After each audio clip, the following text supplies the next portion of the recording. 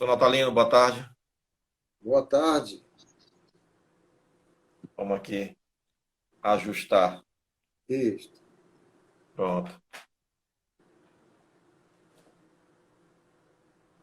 Deixa eu só ajustar aqui.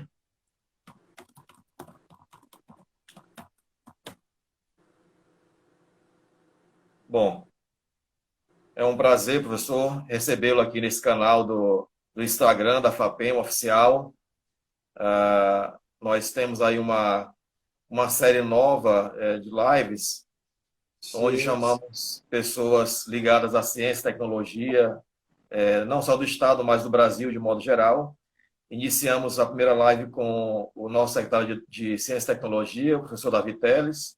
Semana passada, o presidente do CONFAP, que também é presidente da Fundação de Alagoas, esteve conosco, né? E hoje é sim. uma honra receber você como reitor da maior universidade do Maranhão, a UFMA.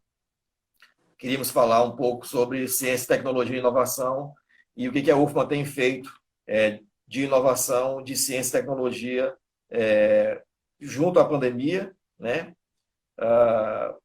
Isso é uma coisa que interessa não só a nós da FAPEM, mas como todos os pesquisadores, os alunos e, quem sabe, pessoas que queiram ingressar na universidade ao longo dos próximos anos. Sim. Com certeza é uma Inicialmente, sim, pode satisfação. falar. Pode- Inicialmente, professor, eu queria uma apresentação rápida. Quem é Natalino Salgado, para as pessoas saberem formação, atuação ao longo dos anos? Você poderia ficar falando um pouquinho para a gente?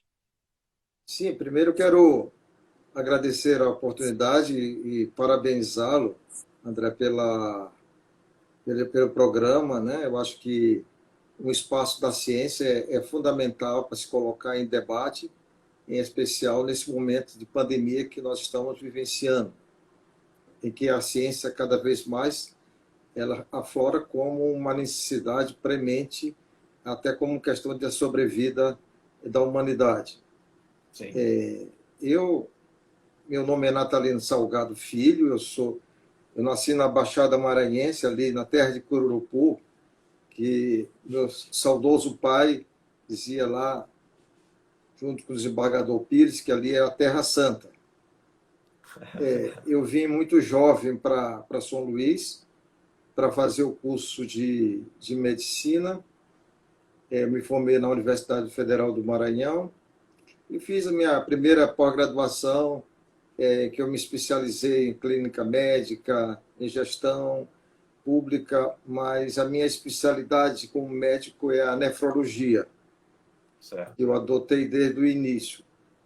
Quando eu retornei aqui em 78 para São Luís, eu é, constituí e fundei a primeira clínica de nefrologia, que é o Centro de Nefrologia, e trouxe o primeiro rim artificial para fazer a primeira hemodiálise do Maranhão, e que nós passamos a reverter uma situação crítica dos pacientes renais que até então morriam sem essa alternativa da filtragem do sangue. Aí criamos sociedades, ingressei na Universidade Federal do Maranhão, no departamento de Medicina 1, fui professor de clínica médica, depois de nefro. Em 1980, já como médico do Ministério da Saúde também, no antigo Dutra, que fazia parte do ex-INAMPS, André, e lá nós fundamos a primeira residência médica que tem formado gerações no nosso estado. Depois nós criamos também a residência multiprofissional e com isso também abraçamos outras profissões relacionadas à saúde. Depois passei um tempo fazendo pesquisa e fazendo pós-graduação, mestrado, doutorado e pós-doutor lá na Unifesp. Uhum. Mas digo para você que os únicos cargos que eu tive na minha vida, eles foram dentro da Universidade Federal do Maranhão. Público, como médico do Ministério da Saúde, como professor. Nunca aceitei assumir nenhum outro cargo que fosse fora da Universidade Federal do Maranhão. E hoje continuo como professor e atualmente exercendo minhas atividades como reitor. Certo. Só para lembrar, professor, eu vou resgatar aqui a questão da nossa live. As pessoas podem, ao longo da live, inserir perguntas de inserção dentro da temática, né? Então, a temática da live é as ações e iniciativas de pesquisa científica em tempos de pandemia, e as pessoas do núcleo de comunicação aqui da FAPEM e da UFA vão anotando e aí me repassam para saber se há uma pertinência em relação à temática ou não, para a gente ir respondendo. Ao final da nossa live, da nossa conversa, a gente vai pegar e responder. O que não for possível responder, a gente vai tentar responder as pessoas da melhor maneira possível, ou pelo Instagram, ou através de e-mail, tá bom? A gente vai ficar fazendo isso, sendo que nós lembramos que temos 1 hora para a nossa conversa, porque senão a live ela é cortada e cai automaticamente. Então, lá para os 50 minutos, a gente vai tentando delimitar o tempo até chegar a 2 minutos para 1 hora, a gente vai encerrar a nossa live. Bom, professor, então, a sua história como professor e como gestor, ela também está inserida aí como uma pessoa que fez investidas de pesquisa e de inovação tecnológica dentro da medicina, que é a sua área, né? O senhor também já foi diretor do Hospital Universitário, né? Onde hoje também é um local de grande ajuda de enfrentamento à Covid, né? Mas nesse momento eu queria que o senhor falasse um pouco sobre a UFMA, né? Um pouco da história que o senhor teve junto da universidade e também um pouco do Hospital Universitário. Falasse um pouco dessas duas grandes instituições onde o senhor já esteve à frente, que retoma hoje como reitor. Olha, eu vou falar um pouco rápido sobre o Hospital Universitário, porque eu me formei numa época em que nós utilizávamos a rede pública do Estado. Nós não tínhamos um hospital de ensino. E isso só aconteceu em 1990, com um grande movimento de professores e alunos, e coincidia com a extinção do ex-INAMPS.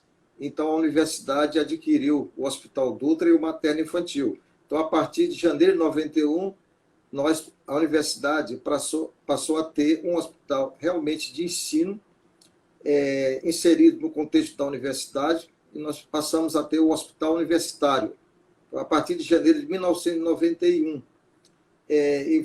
Foi uma luta que nós conseguimos para que pudéssemos ali desenvolver e se constituir hoje a maior unidade acadêmica que faz ensino, que faz pesquisa, que faz extensão e, sobretudo, de grande inclusão social, porque nós trabalhamos ali 100% para o SUS. Quando foi em 1997, eu assumi a direção do hospital, implantei ali alta complexidade e iniciamos o primeiro transplante renal no ano de 2000, e hoje nós fazemos de outros órgãos e tecidos, de modo que a universidade, quando foi há 7 anos, o Hospital Universitário ele ingressou dentro da empresa estatal, da EBSER. Com isso, nós passamos a ter um financiamento, não só na área de custeio, mas também de pessoal, tanto que todos os nossos funcionários lá são funcionários públicos.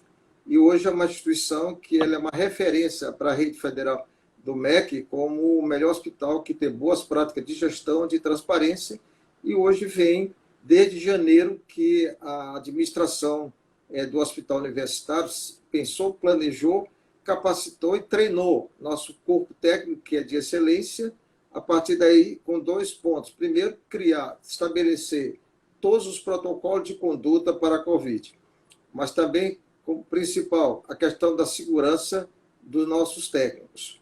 E aí foram inúmeras ações que nós fomos desenvolver já para o Covid agora. Nós ativamos numa unidade nova que nós tínhamos lá, isolamos, e a administração passou a colocar 40 leitos novos de UTI, com mais 90 leitos de enfermaria específico para o Covid, e nós temos uma boa rotatividade, com uma baixa mortalidade, e considerando que lá nós somos a referência para aqueles pacientes que estão recebendo, que vêm com doença renal, precisa fazer hemodiálise. 30% dos nossos pacientes têm falência renal e precisa fazer hemodiálise. Mas recebemos pacientes transplantados e somos uma referência para o sistema de regulação que é o município. E esse cuidado que nós tivemos, nós tomamos muito cedo no nosso planejamento em atender a comunidade, porque nós passamos a esvaziar o hospital universitário. E aí, os pacientes que ficaram em casa, nós passamos a fazer a teleconsulta e a telemedicina.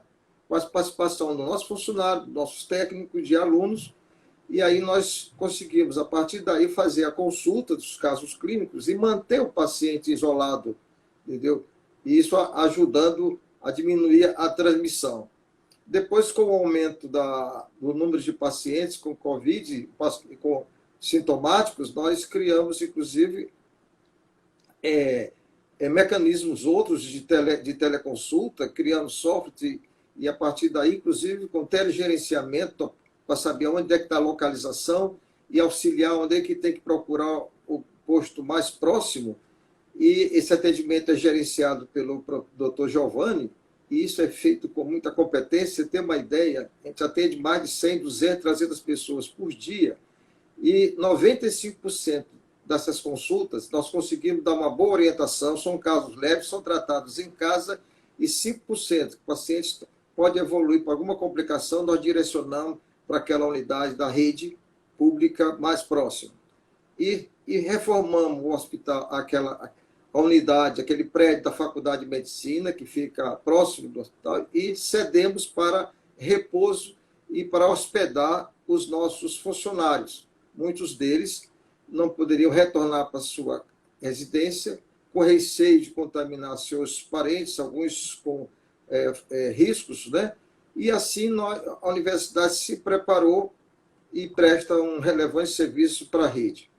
A Universidade Federal do Maranhão, no contexto tudo, porque o hospital universitário é da universidade, nós conseguimos estimular bastante por iniciativas próprias. Nós temos uma massa crítica de pesquisadores, que você conhece, né, como presidente da FAPEMA, e eu posso lhe dizer, se nós formos juntar todas as ações, foram mais de 70 ações, mas pelo menos eu diria para vocês que mais de 20 programas de pós-graduação, os nossos cientistas, nossos pesquisadores trabalharam em diferentes áreas, só de projetos, são mais de 27 projetos, mas tem produção literária, publicações em revista, fora as publicações de outras atividades de divulgação e educação sobre o Covid.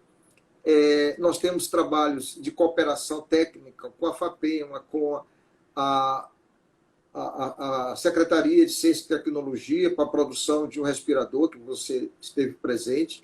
Sim, mas nós temos, por exemplo, tem o grupo de saúde, da pós-graduação de saúde coletivos, tem intercâmbio com a Duke University, e lá eles estão fazendo trabalho, por exemplo, de análise espaço-temporal, para ver síndrome respiratória aguda no Covid, e inúmeros outros trabalhos, mas também, dentro da universidade, eu percebo que eles estão trabalhando assistência, por exemplo, à mulher, à criança com Covid, mas também criando biomarcadores para poder fazer o diagnóstico mais rápido. Então, há realmente uma necessidade que o país, o Estado brasileiro, com as suas fundações, né, e você tem colaborado, cada vez mais nesse momento, investir e dar condições para pesquisa. Porque ciência a gente se faz ao longo do tempo para poder ter maturidade e poder desenvolver e ter resultados. Mas mesmo com esses últimos 30 anos no Brasil, nós sabemos que temos baixo investimento em pesquisa. Talvez sejam os países dentro do bloco, né, país em desenvolvimento, que investe menos do seu PIB em inovação tecnológica. Isso é muito ruim, porque a ciência é a esperança da vida e da sobrevida da humanidade no planeta Terra. Então, num momento desse que se está com uma pandemia, com um vírus, né, que é invisível, que não se conhecia como é que ele ia se comportar, de repente se viu que ele tem alta letalidade, considerando o fluxo em um determinado tempo, né? Embora comparado com outras viroses não seja tão elevado, mas ele acabou tendo uma taxa de transmissão muito grande e sufocou e deu uma pressão muito grande no sistema de saúde no mundo inteiro e entrou em colapso, né? Então, grandes centros de desenvolvimento tecnológico não conseguiram ter produção de respiradores para atender os pacientes. Então, isso mostra que, eu diria para você, que a universidade deu um passo assim gigantesco, houve uma consciência crítica dos pesquisadores, da preocupação de produzir conhecimento para que se possa, a partir daí, você facilitar o diagnóstico, conhecer a doença, para poder você intervir, buscar medicamentos antivirais, eu testando dezenas, centenas de medicamentos, né, produtos farmacêuticos, para saber qual que pode ter uma ação antiviral, mas à medida que não se conhecia também a doença, era preciso identificar essa explosão inflamatória que, com produção de tantas, né, proteínas, né, e com isto colocando o paciente com quadro vascular, pulmonar, cerebral. E hoje sabemos que é uma doença muito sistêmica, afeta quase todos os órgãos. E se usa hoje vários medicamentos tentando diminuir essa situação. Isso mas serve de exemplo para que nós estamos, inclusive, os debates que se mostram, os estudos epidemiológicos recentes, que nós estamos tendo muita dificuldade de controlar essa epidemia e que podemos ter novas ondas, novos surtos, até que se possa ter uma quantidade grande de pacientes que possam desenvolver seus anticorpos naturais e se possa ter uma imunidade natural. Porque a vacina é uma esperança e precisa de grandes investimentos. Nós vamos passar por várias fases, como vocês sabem, como pesquisador.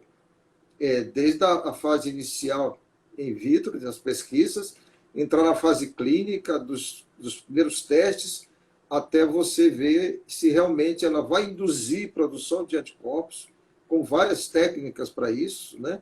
E, ao mesmo tempo, depois tem que registrar, entendeu, a vacina e depois produzir em escala industrial para atender 5 bilhões de pessoas nesse mundo.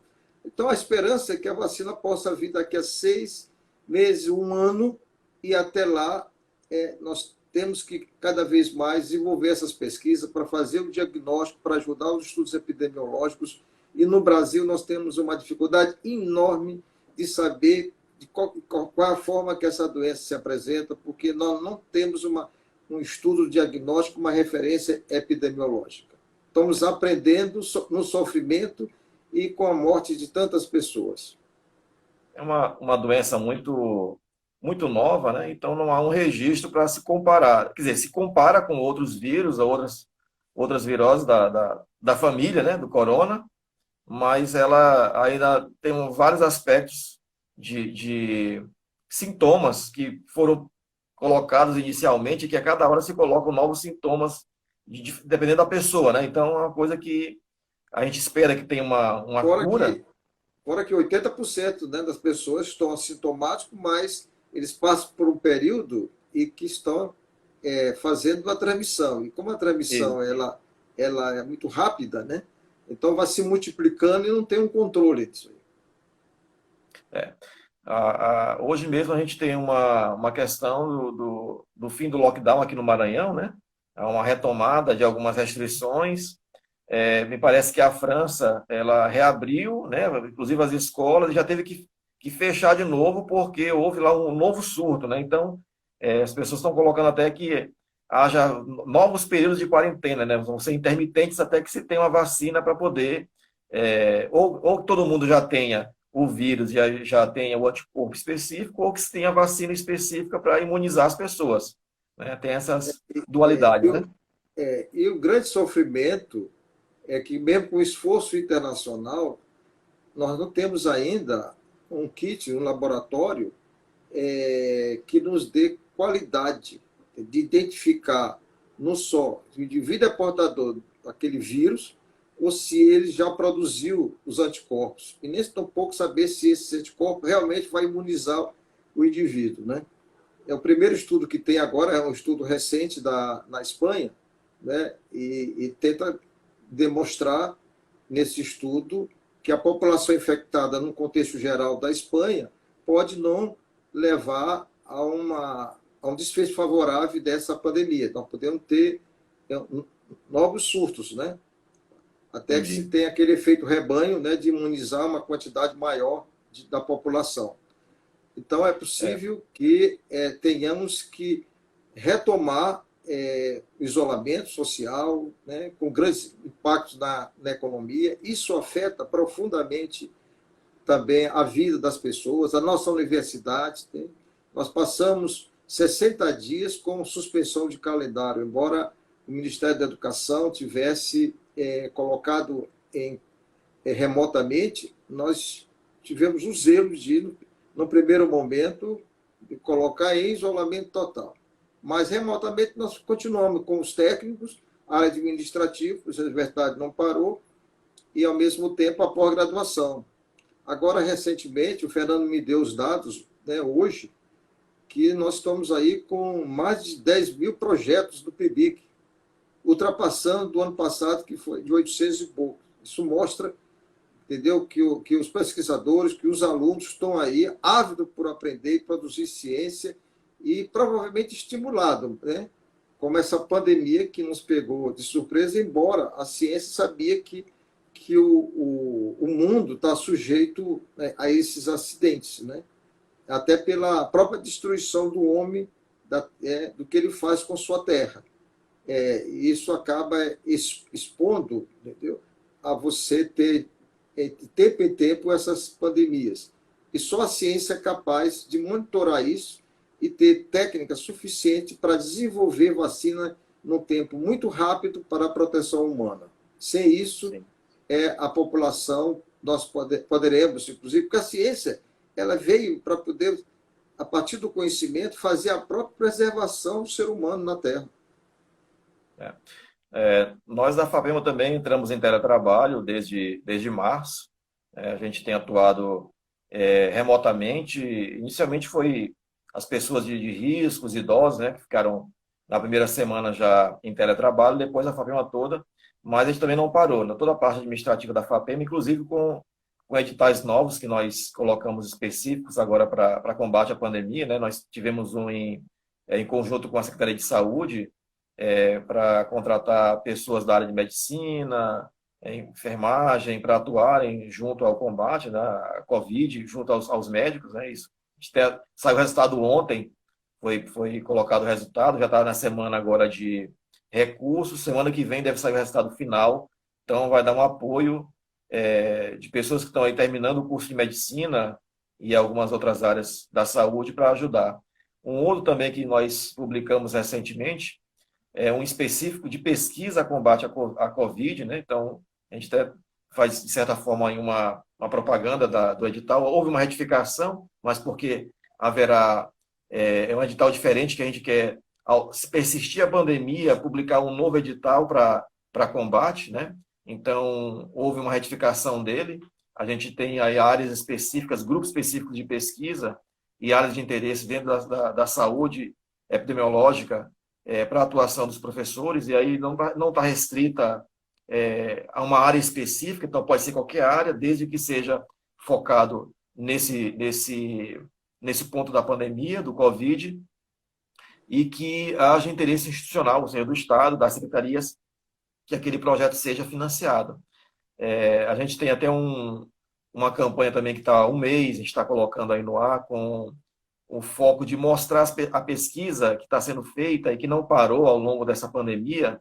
A gente chamou de pesquisa, a pesquisa não para, né? Tipo, começou com uma FAPEMA não para e depois a pesquisa não para. Então, até convido os colegas da UFMA, se tiverem pesquisas interessantes que estejam em plena pandemia, em plena quarentena, ainda com a atuação dos seus alunos, seus pesquisadores, pode mandar um vídeo ou fotos do laboratório, dos alunos trabalhando e qual é o foco da pesquisa, é uma coisa que a gente tem colocado nas redes sociais até para divulgar.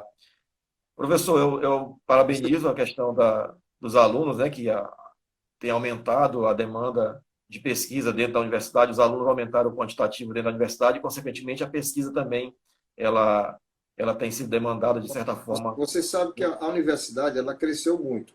E nas primeiras gestões nós conseguimos crescer muito a pós-graduação.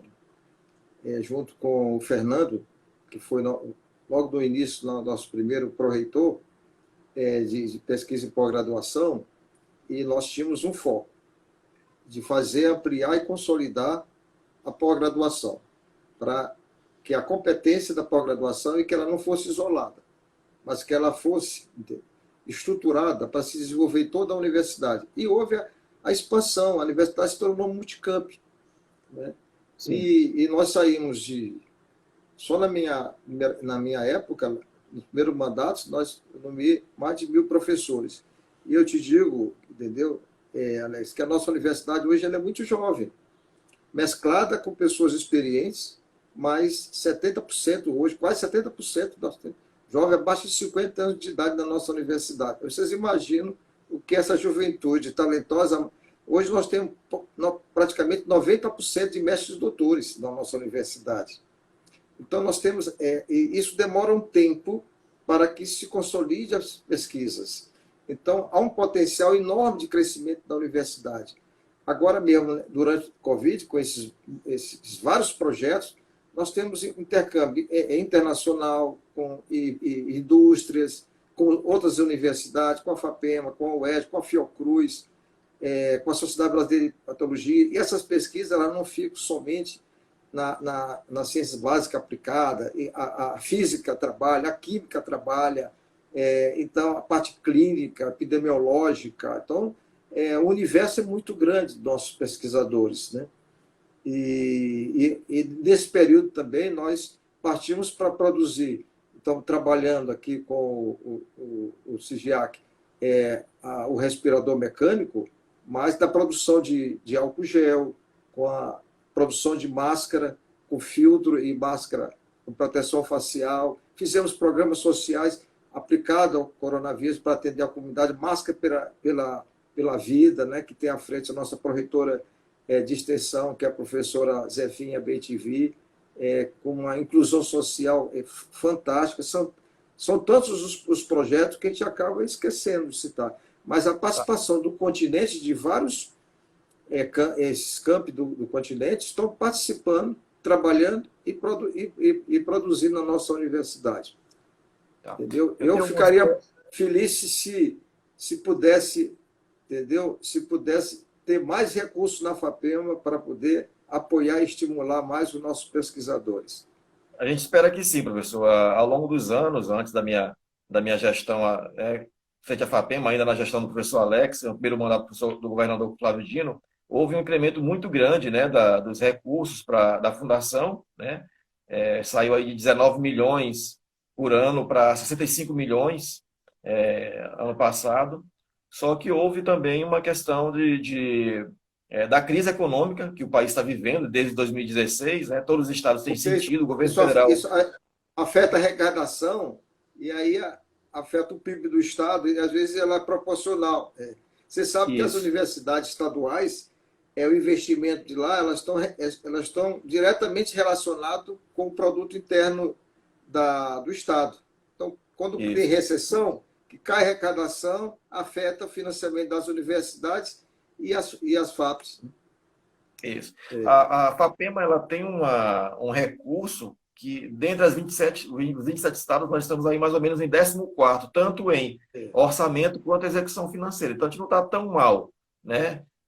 Se a gente excluir aí FAPESP, que é uma grande, né, fundação do país, em termos de execução, a gente sobe até um pouco mais, a gente vai ir para nono, né, para todo o país. Esse ano também é um ano atípico, a gente tem aí desde março, a gente tinha fevereiro, janeiro, a gente tinha um plano para pagamento aí de todos os editais antigos que a FAPEMA tinha lançado e não tinha pago ainda, era eliminar todos os editais que a FAPEMA devia, por assim dizer, né, agora em 2019 até julho, e já começar a pagar ainda esse ano os editais que foram lançados em 2019 e 2020. Então, a pandemia meio que quebrou nossas pernas, né? Então, a gente mudou um pouco o foco, o plano de trabalho foi lançado, mas nem tudo que foi posto lá a gente vai conseguir executar. A gente está justamente analisando o que é pertinente, o que é importante e o que é possível executar frente à pandemia, porque tem editais que não dá para fazer. Por exemplo, edital de evento não dá para reabrir, ninguém está fazendo evento presencial, nem indo viajar para o exterior para apresentar nenhum tipo de trabalho. No momento que acabar, encerrar, voltar, a gente está abrindo, mas existem editais que são importantes, que continuem, né? A pesquisa é importante, e a gente vai abrir com certeza. O ponto focal hoje são as bolsas, né? Todas as bolsas estão normalizadas, PIBIC, pós-graduação, seja ela mestrado, doutorado, pós-doc, tudo que tinha de pesquisa treinada com bolsa está normal. A questão mesmo são os auxílios científicos para novos projetos, ou para pagar, inclusive, aqueles projetos que estavam aí sendo já contratados, mas, inclusive, pelo que eu penso, não dá para executar praticamente nenhum projeto frente à pandemia. Está todo mundo realmente isolado. Essa que é a questão mais pontual. O pessoal está falando aí muito do edital universal, né? O Universal é o carro-chefe da FAPEMA, que tem, mas não só o Universal, mas também tem alguns que dão apoio às universidades, inclusive a pós-graduação, que é o edital de infraestrutura e o pós-grade, né? Justamente para comprar equipamentos aí para pós-graduação ou para a universidade, para atuar dentro dos programas de pós-graduação. São aqueles que têm a maior envergadura e que corresponde pelo menos a 60% a 70% do orçamento que a FAPEMA deve para as universidades. Você sabe, uma das ações que nós estamos desenvolvendo lá na nossa pós-graduação em pesquisa e também com a internacionalização e com o empreendedorismo, a inovação tecnológica, é para nós trabalharmos muito na questão da internacionalização. Agora, não é uma internacionalização de um professor que vai e faz um intercâmbio, uma pesquisa, faz um convênio, mas é um intercâmbio permanente para que o professor possa ir com o aluno e passar um período desenvolvendo trabalho, que as publicações também aconteçam em parceria. Essa é a melhor forma que se tem de você internacionalizar o conhecimento. E a universidade está trabalhando para ampliar essa linha de intercâmbio.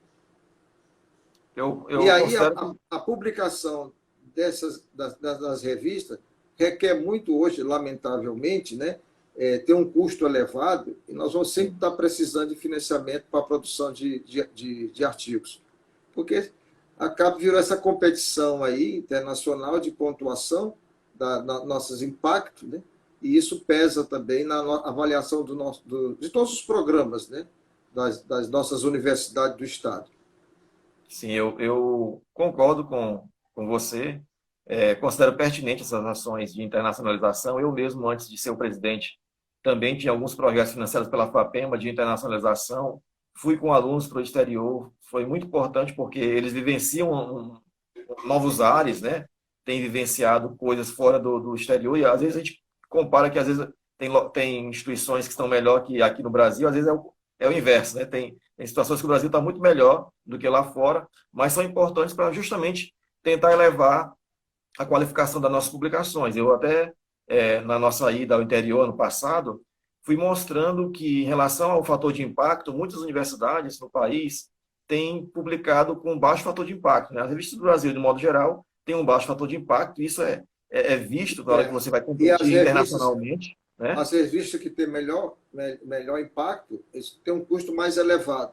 Custo mais elevado. E tem que considerar que a revista quase sempre ele é o resultado da pesquisa. Então, houve investimento na pesquisa e os resultados se materializam com uma boa publicação. Isso. Você tem uma ideia, tem revistas que cobram às vezes R$6.000, né? Então, $1.500 para você publicar um artigo referência na sua área. E aí isso é realmente muito custoso para a universidade, não dá para financiar todo mundo, então a fundação entra como contrapartida, a gente vai realmente abrir um edital para ter pessoas, submeter projetos que possam ser financiados, seus artigos, né? Vai reabrir, não foi aberto ano passado, mas a ideia é esse ano, né? A gente abrir para as pessoas pedirem o apoio para pagamento de artigos. Professor, eu queria abrir aqui para algumas perguntas que foram colocadas, a gente vai tentando aqui respondê-las ao longo do tempo. Acho que tem uma aqui que já foi até perguntada. Ele perguntou aqui quando o hospital universitário vem combatendo a pandemia. Acho que é como, né? Ele quis perguntar. O senhor já até falou ao longo da nossa conversa.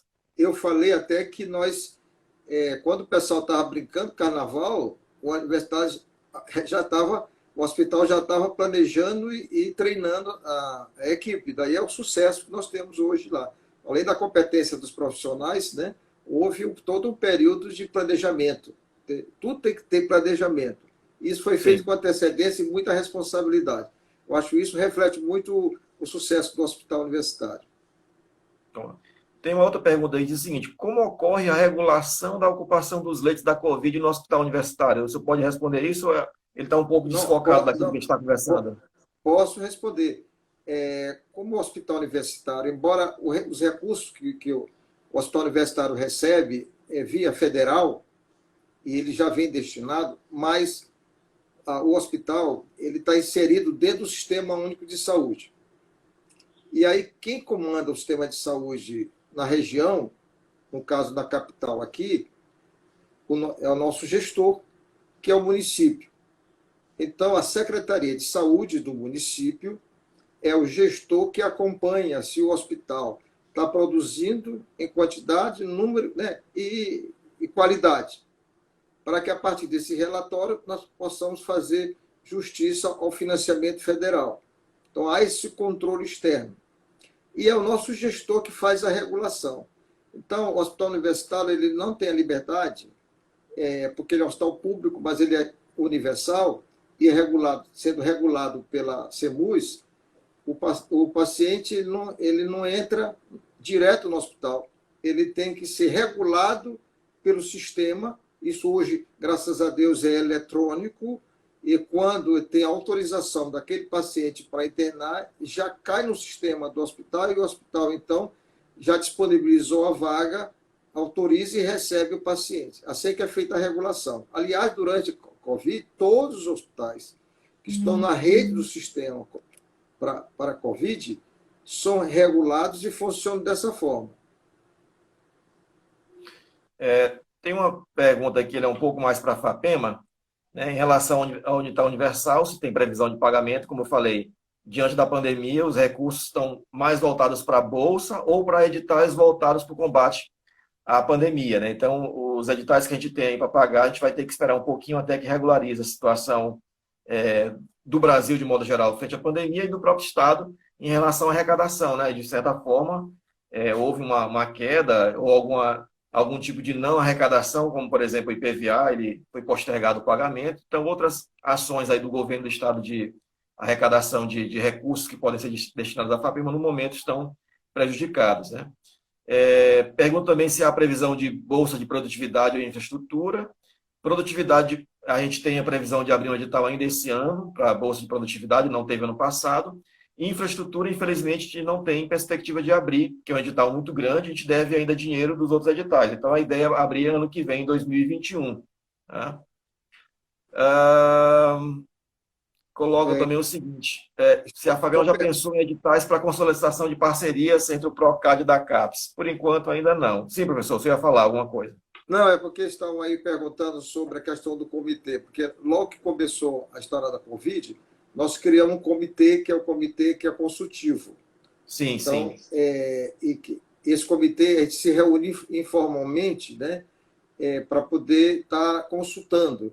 Dentro desse comitê, nós temos boa parte da representação da administração da universidade, e eu sou o presidente do conselho, do comitê, mas o hospital universitário é nossa base lá. Tanto que nós temos lá praticamente 4 ou 5 infectologistas do hospital, que tem à frente o professor Antônio Augusto, que é um dos nossos melhores pesquisadores, epidemiologista, do programa de saúde coletiva.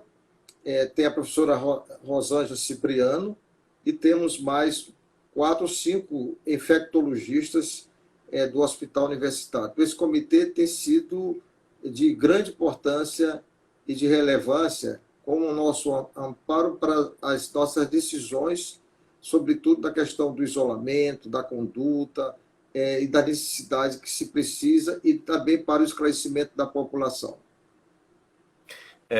Uma pessoa que comentou, professor, sobre o aumento, né, seria importante aumentar o número de bolsas, tanto de PIBIC, de mestrado, doutorado, da universidade.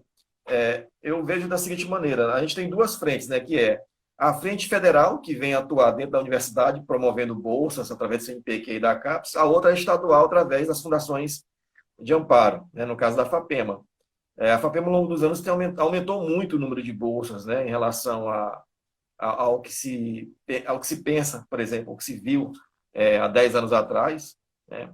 Nós aí temos quase 1.000 bolsas de pesquisa a nível de iniciação científica do nível superior e júnior, a nível médio, né? Na verdade, um pouco mais, porque temos algumas bolsas atreladas dentro de editais próprios, onde o professor pede a bolsa para o aluno, né? Então, não é um edital atrelado à instituição, mas ao projeto, né?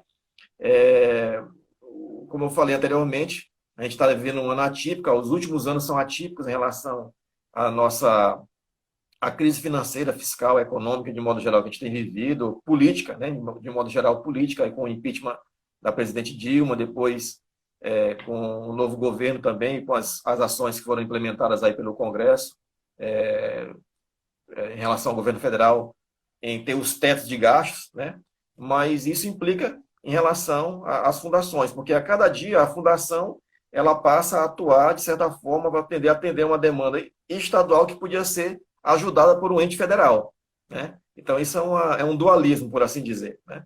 Mas a gente tem tentado, a cada dia, tentando melhorar. Só para título de curiosidade, em 2019, nós aumentamos as cotas de bolsas institucionais para as instituições. Então, a UFMA, o IFMA e o EMA ganharam uma cota, já tinha uma cota específica, né, para atuar dentro das suas pós-graduações. A UFMA, por exemplo, teve 20 bolsas de mestrado que foram aumentadas e 5 de doutorado.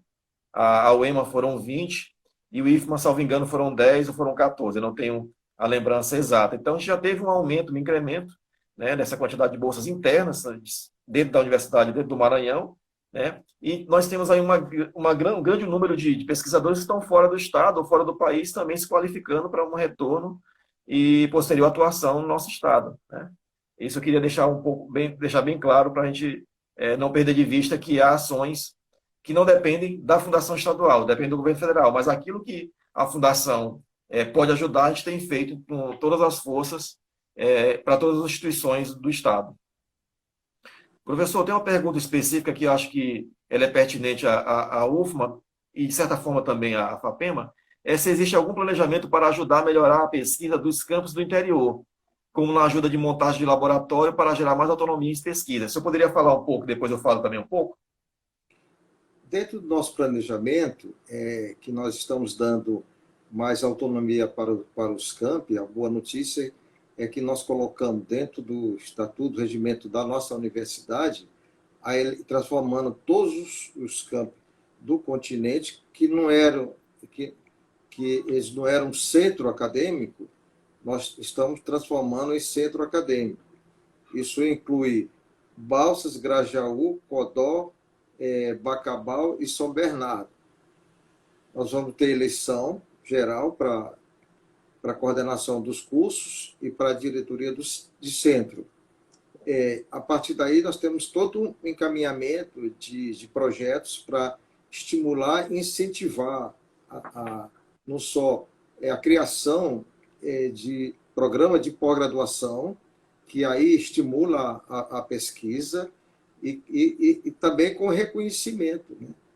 Com esses jovens professores, na sua maioria já doutores, que estão ali, eles estão ávidos para montar seu laboratório, para fazer a sua pesquisa, e nós estamos trabalhando para ver a possibilidade, ver no cenário econômico aí, para fazer, inclusive, dar kits de apoio e ajudar a criar uma base, né, um laboratório que possa ajudar os nossos pesquisadores, né?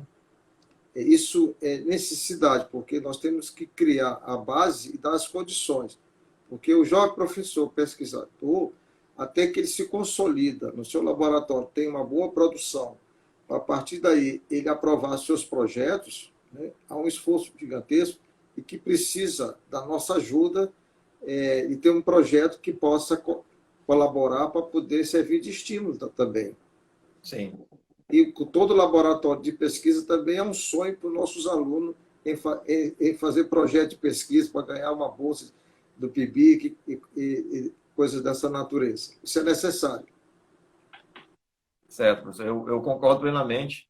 A FAPEMA, ela tem um edital de infraestrutura, que é uma das possibilidades de ajuda, né, para esses laboratórios do interior. Nós tínhamos planejado também duas ações, dois editais novos. Na verdade, a retomada de um edital que já existia, que é de apoio técnico aos laboratórios, ou seja, de ter bolsistas de apoio aos pesquisadores numa função específica lá de laboratorista, né, que seja graduado, mestre ou já doutor, para atuar no laboratório. É um edital que nós temos a intenção de lançar ainda esse ano, então ela não está restrita à capital, é para todo o estado do Maranhão. A única restrição é ter um laboratório multiusuário, então é que as instituições elas possam juntar esforços de usar aquele laboratório em conjunto, tá?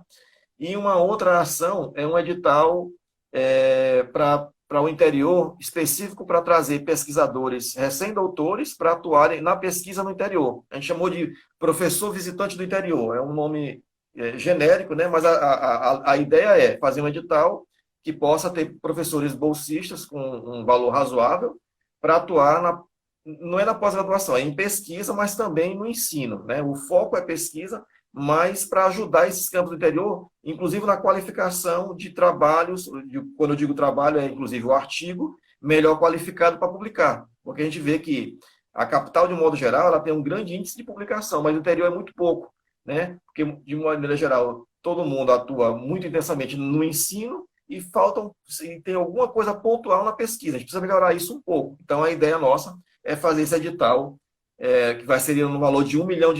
Essa é a ideia, a gente precisa ainda pensar um pouquinho na data que vai ser lançada essa nossa foto. André, esses campos que são muito próximos do outro, a gente tem que promover o intercâmbio de cooperação técnica, porque nós interiorizamos a UFMA e, portanto, nós levamos ao conhecimento e oportunidade para os jovens do interior do Estado. Mas agora nós precisamos, nessa segunda fase, que vamos dar agora autonomia, consolidar a pesquisa também, porque aí você passa a desenvolver mais ainda, isso ajuda a fixar o professor na região, e Sim. ajuda a desenvolver também a região, produzir inovação tecnológica, patente, isso aí, entendeu? Acaba depois, você leva isso para a indústria, e isso vai gerar emprego, conhecimento, tudo isso é importante a universidade. Você não pode ficar restrita só aqui na capital, né? Como Sim. foi no passado. Graças a Deus, hoje, a universidade ela abriu um leque e tem se diversificado. Hoje ela está desde a área da Baixada Maranhense, ali do Baixo Parnaíba, até em Balsas, né? Lá do sul do Maranhão, já na região pré-amazônica. Então, tem que haver esse esforço coletivo e evidentemente que a universidade vai fazer esse esforço e a parceria com a FAPEMA, essa aliança é fundamental para, entendeu, os nossos pesquisadores se sentirem amparados. A ideia realmente, professor, é ajudar a tentar, eu não vou dizer de equilibrar, mas de tentar elevar o nível do interior. É mais ou menos desigualdade, nesse sentido. Desigualdades, isso.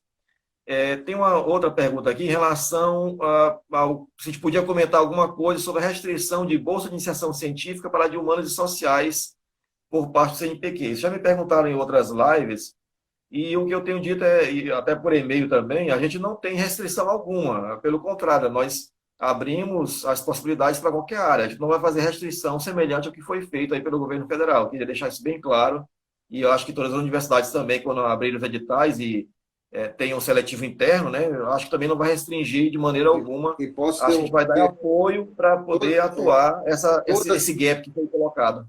Todas as ciências são relevantes e hoje as ciências são transversais. Não há justificativa de você selecionar um ou outro. O investimento tem que ser em todas as áreas. Tem uma outra pergunta, professor, ela é bem específica para a UFMA, se a UFMA tem alguma ideia de criar bolsa de produtividade interna para incentivar os jovens doutores mais produtivos nos seus centros, acho que é centro do interior, né? Eu não tenho certeza. Hoje nós não teríamos disponibilidade orçamentária para isso. Lá atrás, nós tínhamos criado os kits para os jovens pesquisadores e também, inclusive, com estímulo de produção e apoio para esses jovens pesquisadores, e estimulamos também com premiações. Essa política nós vamos retomar e vamos fazer gestões junto aos fomentos nacionais, né, CNPq, CAPES, para buscar um apoio maior para poder apoiar e fortalecer as pesquisas no continente. Tá. É, a gente tem, professor, aí 10 minutos. De modo geral, a gente já encerrou aqui as perguntas. Então, as pessoas estão perguntando aqui, mas eu estou tentando garimpar aqui alguma coisa específica. Tem um ponto focal aqui, de uma última que eu vi aqui. Uma pessoa faz um relato que um dos problemas dos alunos dos campos do continente é fazer mestrado e doutorado na UFMA de São Luís. Não existe a possibilidade da FAPEMA junto à UFMA em trabalhar uma política para isso? Bom, você quer responder primeiro e depois eu respondo? Eu posso responder primeiro? Responda primeiro. Tá. Assim, na verdade, o que eu vejo de modo geral realmente tem uma concentração muito grande, não só da UFMA, das outras instituições, em São Luís, no interior, nós temos poucos locais onde pode haver uma pós-graduação, né? Mas está muito ligado à questão da infraestrutura ou da demanda que existe no local, né? Eu vejo desse sentido. Talvez fazer um consórcio aí de itinerante, eu não sei, ou a gente utilizar aí essa experiência que a gente tem tido agora da pandemia, de usar tecnologias como essa que a gente está utilizando agora, para talvez virtualizar essa socialização de aulas pelo interior. Então, você usa teleconferência para fazer o uso de aulas à distância. E aí tem um professor lá no interior que talvez oriente esse aluno, esteja qualificado para isso também no interior, né? Não é uma questão da FAPEMA, né? Mas das instituições. Mas esse é um passo que já está até acontecendo. Nós temos hoje vários, né, professores que são do continente que estão nos nossos programas daqui. Sim. E eles trazem alunos que eles viram, identificaram e que estão conseguindo entrar nos programas e desenvolver. Ao mesmo tempo, nossos docentes estão fazendo doutorados aqui fora, mas e vários da nossa instituição. Mas o que nós temos que trabalhar em conjunto e apoiar é desenvolver a pós-graduação no continente. Isso vai ajudar a consolidar a pesquisa e a inserção dos alunos, né, no PIBIC, porque com todas as dificuldades que se tem e as diversidades que tem o continente, logo depois que nós conseguimos, ainda muito recente, nós percebemos que nessa diversidade os pesquisadores, os professores do continente, eles continuam produzindo. Eles têm vários projetos de extensão. Às vezes Sim. O pessoal fala, olha, não está tendo extensão na universidade, você não conhece o que cada campus está fazendo em projeto de extensão. O pessoal faz milagre, mas faz. Tem produção literária, produz livro, desenvolve pesquisa. É impressionante. Nós temos que trabalhar, inclusive, para apoiar mais e divulgar mais esse conhecimento que está sendo desenvolvido no interior do Estado. Sim. Ele complementou aqui o que ele colocou em relação à moradia e à bolsa, né? Acho que é para dar apoio para esse aluno que está vindo e ele não tem onde morar. Bom, a bolsa é possível, né? Então, a universidade, junto com a FAPEMA, a gente tem essas condições de dar apoio em relação à moradia. E aí, bom, você quer complementar? A bolsa vem mais para ajudar tanto na moradia quanto, né, na alimentação. De modo geral, assim, dependendo de onde a pessoa ficar em São Luís, a bolsa não dá para muita coisa, né? Então, é preciso ter um complemento realmente. Verdade. Professor, a gente está faltando 5 minutinhos para terminar a live. Eu queria colocar uma última pergunta que pode até já ser continuada como uma finalização. O que o senhor pensa após a pandemia, as suas ações junto à universidade? Você queria revelar alguma coisa daquilo que está sendo pensado? No hospital universitário, considerando, nós estamos trabalhando com duas perspectivas. Uma segunda onda e um processo muito arrastado para nós sairmos dessa pandemia, que pode nos levar até o segundo semestre. Sim. Então, aí o hospital universitário ele tem que se planejar para ter uma saída rápida, desativar seus leitos da Covid e começar a pensar em voltar à sua estrutura normal. Porque nós temos aí um contingente de pacientes que continuam morrendo com doenças cardiovasculares, renal, AVC. E esses pacientes, lamentavelmente, eles estão tendo AVC, hemorragia cerebral, e estão internados, às vezes, no socorrão, se contaminando com a Covid. Recentemente, nós operamos um paciente que tinha hemorragia cerebral, mas estava contaminado. Isso lembra muito numa época em que nós tínhamos que isolar o paciente que tinha AIDS. Depois ficou tão frequente que nós, entendeu, passamos a fazer diagnóstico em todos os cantos. Então não tinha mais como isolar o paciente. E aí mudou, né? Mas essa situação é mais dramática por causa da intensidade da transmissão. E aí sufoca o sistema, entra em colapso, e aí os pacientes crônicos estão se misturando com a Covid. Então nós temos que saber o momento que nós temos que fazer esse desmame para voltar a atender os nossos pacientes renais, pacientes infartados, pacientes que têm doença crônica hepática, asma. Então, porque essas doenças continuam. Sim. E nós não sabemos o que está acontecendo com esses pacientes. Eles podem estar evoluindo mal, estão morrendo em casa, às vezes com o diagnóstico da Covid, tem muita gente que às vezes não foi Covid, mas não tem nem o teste. Então precisamos realmente pensar. A universidade, ela tem que continuar apoiando essas pesquisas, porque nós estamos preparados para saber que essa pandemia, enquanto não vier a vacina, e temos que esperar quando essa vacina vai ter acesso a todos aqueles que realmente vão poder tomar, e se imunizar, ou se ela vai ficar como HN1, e que de tempo em tempo você tem que estar se vacinando. Então nós temos que aprender a conviver com essa nova doença. E não sabemos como ela vai terminar. Então a universidade tem que continuar trabalhando, pesquisando, e tem que se reinventar com o seu calendário.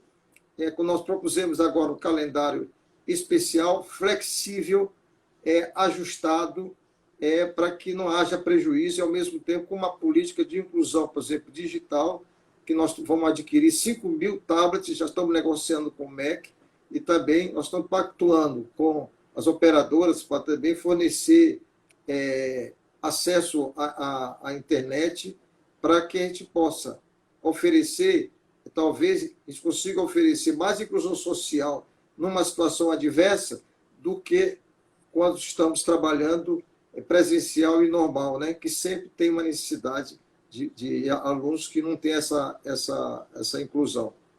Tá. Mas eu quero também agradecer essa oportunidade, colocar sempre à sua disposição, parabenizar, e dizer que a universidade ela tem muito a contribuir, ela vem fazendo muito, mas nós temos que trabalhar com a perspectiva de que ela é financiada com dinheiro público, com o cidadão, e nós temos que dar uma resposta, e a nossa resposta maior é a produção da ciência, do conhecimento e formar profissionais com qualidade, para ajudar o nosso país, a nossa sociedade, e para poder, com isso, fazer com que a nossa universidade, com conhecimento, com o nosso Estado, nosso país, com conhecimento, possa ser um país mais justo, né, André? Sim, com igualdade para todos, né? E que essa doença vem mostrar o sofrimento das pessoas desiguais, né?